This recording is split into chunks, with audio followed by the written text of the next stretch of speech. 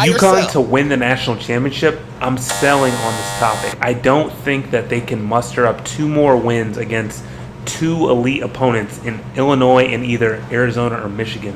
Hurley is 17-3 and going for his 3rd title in 4 years. I don't think that their offense has the ability to sustain and be able to, stop Michigan, stop Arizona, if they are even to be able to get past Illinois. You have a lot of inexperienced guys that relied heavily on their center, Terrace Reed, and they also had to rally down from 19 points in the second half against Duke.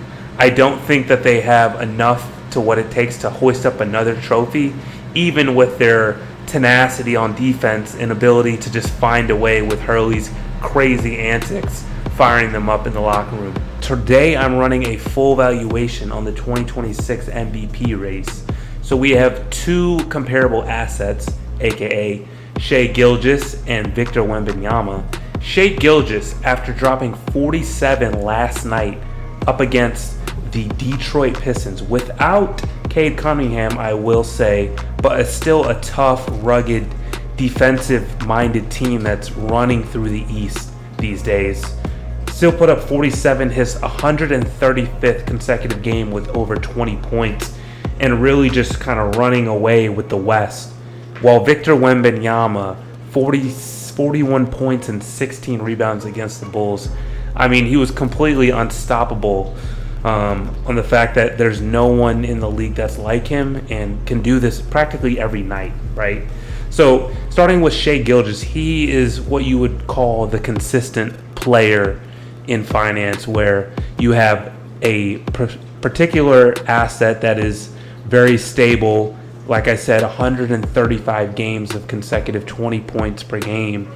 When he's going to give you, his floor is consistent. He's going for Wilt's record. He's more of a blue chip stock, right? Low variance, high consistency, proven track record.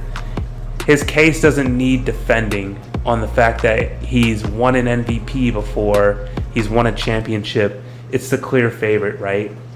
But then you have Victor Wembanyama, where you look at his stats and it doesn't overwhelm you. He's averaging 24 points and 11 rebounds and 3 blocks, right? And only has 40 points 3 times in a league that's all about scoring and getting the most out of each possession.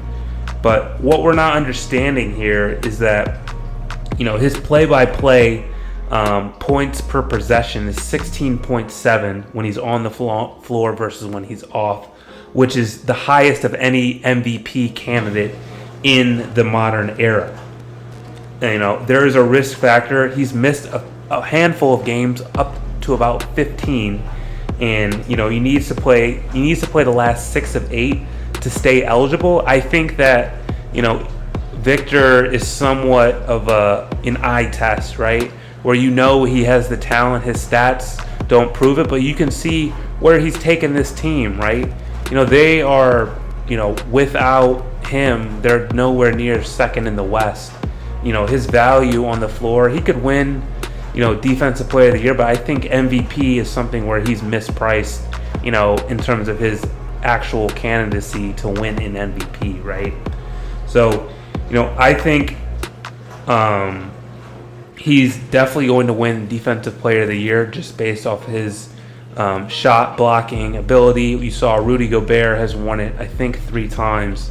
But, it's very slim for you to win Defensive Player of the Year and MVP. So because of that, I'm going to give, Shai the nod.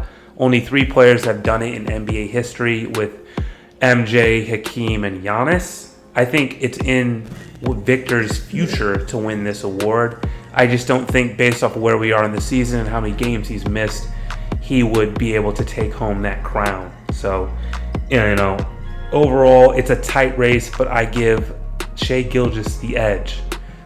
So thank you for watching The Valuation. Ooh.